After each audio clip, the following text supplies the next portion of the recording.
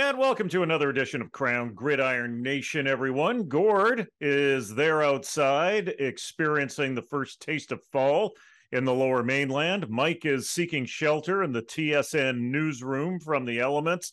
But I am here on Football Island. We've got the fireplace going. I've got the cardigan on as we bring you a rather comfortable edition of the 2-Minute Offense. Theo Johnson with a monster game. He'd been quiet for a while, but 5 receptions for 75 yards and a tutty. Jonathan Sutherland with a pass defense and 3 tackles. Penn State resets themselves, the big win over Minnesota. Louisville had no problems with the Pitt Panthers. Jared Wayne chipped in with 2 receptions for 24 yards. Nick Mardner getting more targets and taking advantage of them. 4 receptions for 41 yards in a narrow Cincinnati win over SMU. Damian Alford kept Syracuse hopes alive in Clemson with this clutch catch that had to go to review, but it wasn't enough as Syracuse couldn't find a way, and Clemson establishes a 34-game winning streak at home, an ACC record. Jeffrey Cantonar-Coup with 7 tackles, 3 of them solos. Memphis comes up 10 points short against top 25 ranked Tulane. Rutgers DB Wesley Bailey with quite the line on the day. A sack, a TFL, a quarterback hurry, and 2 tackles. Rutgers gets by Indiana in conference play. Miami Hurricanes have been underwater all season, and it didn't get any better against Duke. Akeem Messidor tried to do his part, 6 tackles and 2 TFL. Curtis Rourke with a little from column A and a little from column B in Ohio's win over NIU. 200 yards passing, but also 7 carries for 64 yards, 3 touchdowns in total from this guy. So are there losses that actually say good things about a program? Syracuse was 2 undisciplined penalties and a missed call away from stopping Clemson in their ACC record-setting home win streak. And I also have to give us a pat on the back as we talked a lot about offensive tackle Matthew Bergeron from Victoriaville, Quebec. And Gord, this guy looked like the real deal for the Orange in this one. Yeah, he was. And one of the things that we said about the program last week was that this is probably going to be his biggest game of the season because Clemson features Miles Murphy, Brian Brzee, both presumptive first-round picks in this year's upcoming draft. Maybe even a third guy on that line who could sneak into the first round too. So far and away the most talented defensive line Bergeron has lined up against. And that whole Syracuse O-line held up all right for the most part. But Bergeron in particular, when they did have problems up front, it wasn't coming from left tackle. And they moved him around a lot. They pulled him quite a bit in the run game. It's very clear that they are starting to lean on him as the anchor on that offensive line group that has been a pretty good line group for them this season so far. And I would also point out that one of the reasons I think Syracuse lost this game too was some pretty borderline officiating calls favoring Clemson as well.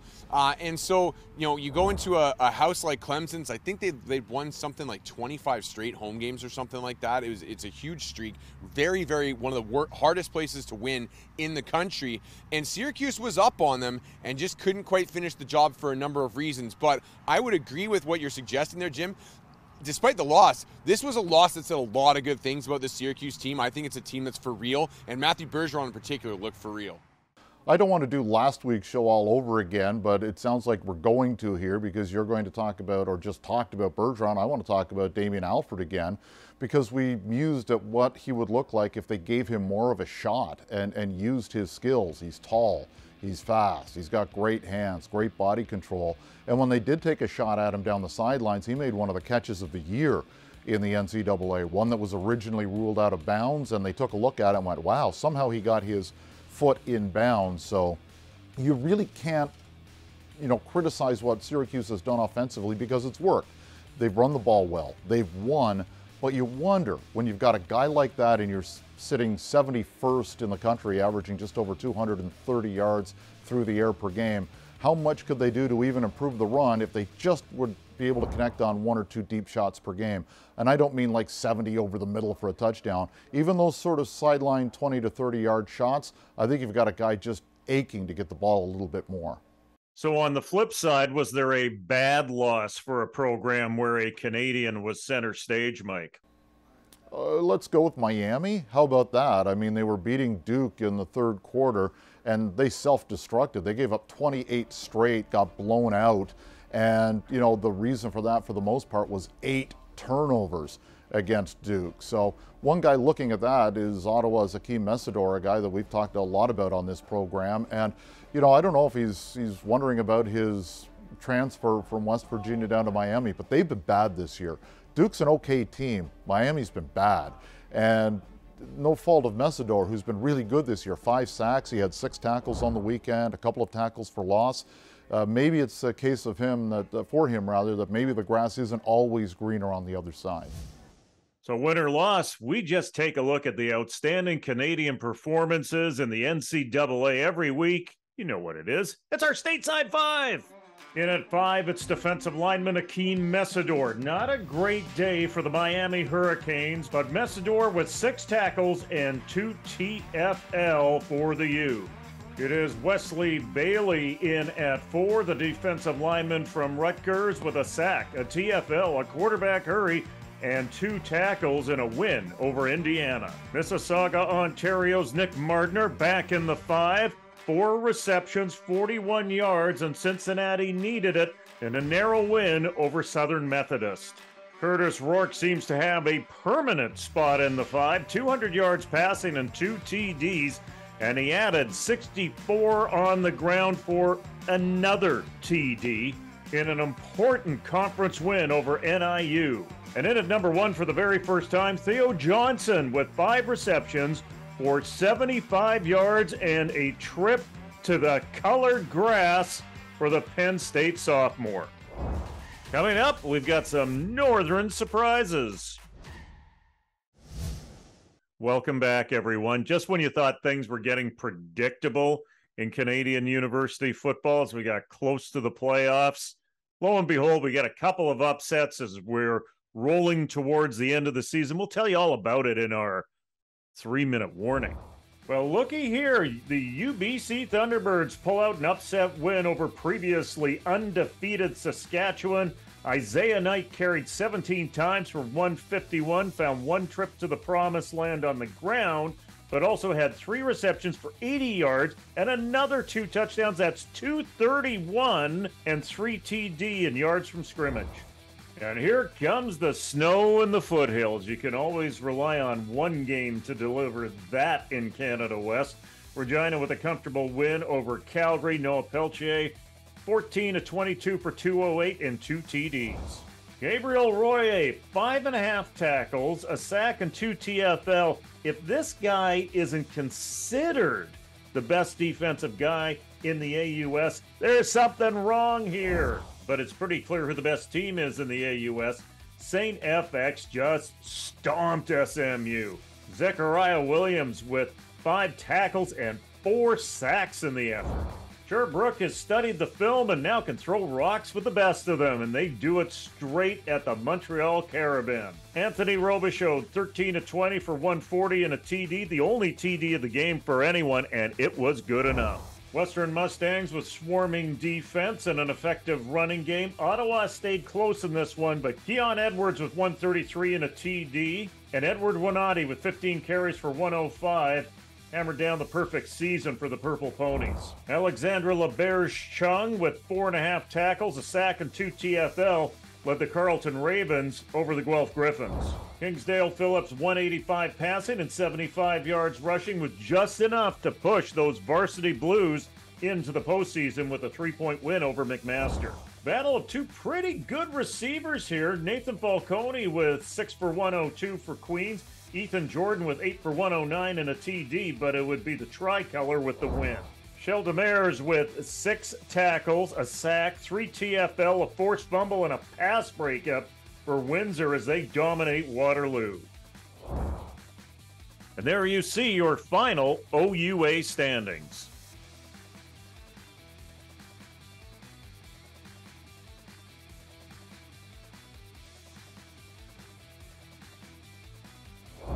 Seven days ago, this group was talking about the predictable procession to the playoffs, and now we got a couple upsets that might detour the parade route somewhat. I don't know that I would go that far, but A couple of interesting results this weekend for sure. A couple of surprise upsets. Sherby beats Montreal out in Quebec, and boy, how disappointing have the Carbs been this season. And then out west, UBC with the statement win of the Canada West season, taking down the previously undefeated Saskatchewan Huskies out here on the West Coast. And let's be honest here, Saskatchewan, this isn't a huge loss for Saskatchewan in the grand scheme of things. They still all but have first place locked up by virtue of their 2 wins over Regina this season. And I should point out too that Montreal, they weren't the favorite in the Quebec Conference either, so I don't know that this changes a whole lot for those teams in the big picture. But for UBC, this is a huge victory because it pretty much solidifies that they're going to come out of this logjam at the back end of the Canada West playoffs with a playoff spot, and it gives them some really good positive momentum. And I should point out, winning this game despite losing Garrett Rooker in this game to an injury that looks like it might be a multi-week injury must be something that UBC can take a little bit of heart from, despite the disappointment of losing their quarterback. And in particular, the defensive effort from UBC really stood out for me this week. You know, Saskatchewan has shown some indications of having some cracks on their offensive line. I thought UBC did a really good job of attacking them up front, making Mason Nihis uncomfortable, not giving him the time to settle in and pick them apart. And they forced a lot of turnovers as well. A really solid effort from a UBC team that has, for the last couple seasons, really seemed to get momentum rolling at this time of year. So let's see if they can keep it up this season.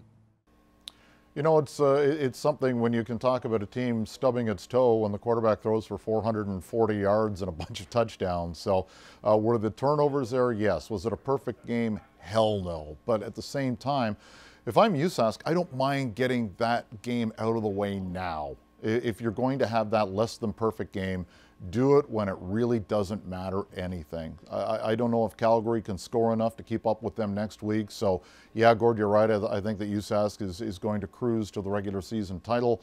I don't mind that loss. If you're going to lose one, lose it now and lose it the way they did. I just think any reports of their demise are greatly exaggerated. Now, in the past few years, we've seen Western Mustang teams steamroll through the OUA, but there are a few years where they get a little rusty, where they can't find fourth gear after not getting pushed in the regular season. And that happens at key times. We've seen it happen in a Yates Cup in the past. Is that a possibility this year, Mike?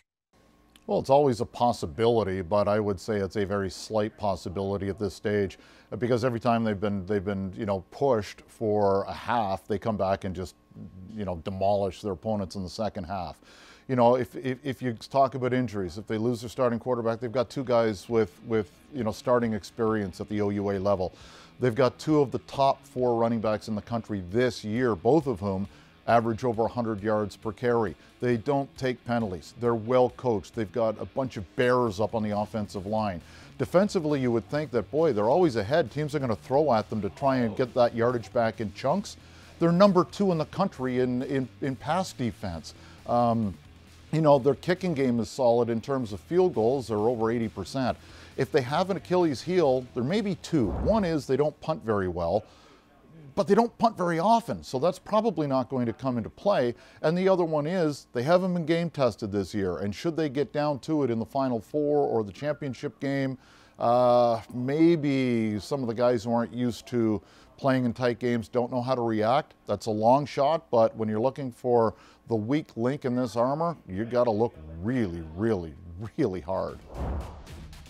Coming up, memories. Sweet, sweet playoff memories.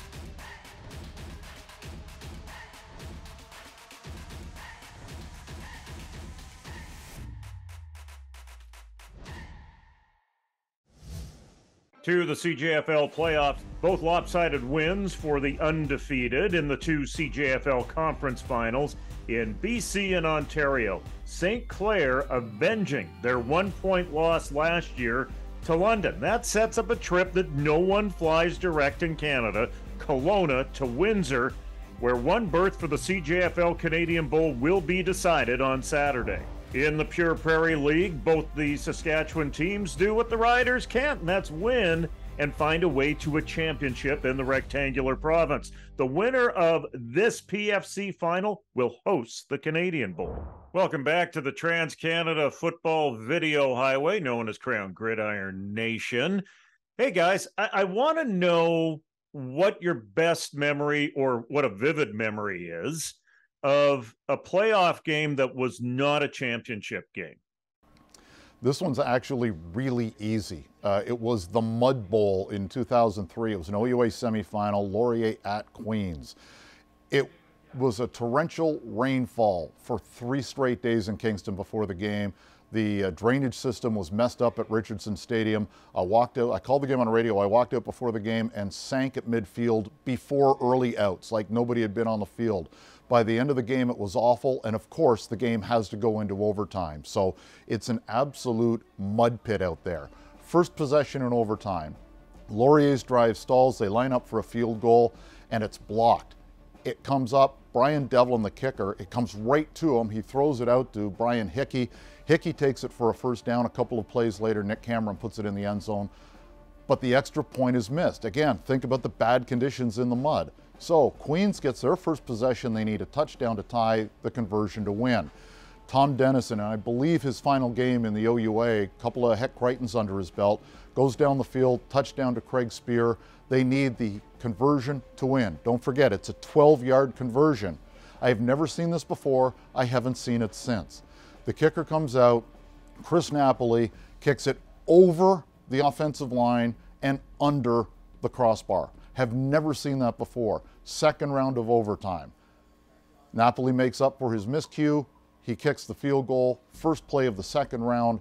Ryan Peer with beautiful play action, puts the ball on his hip, throws a bomb down the left sideline to Joel Wright, who dives, makes the catch. Laurier wins 36-33 in the mud in an unbelievable game.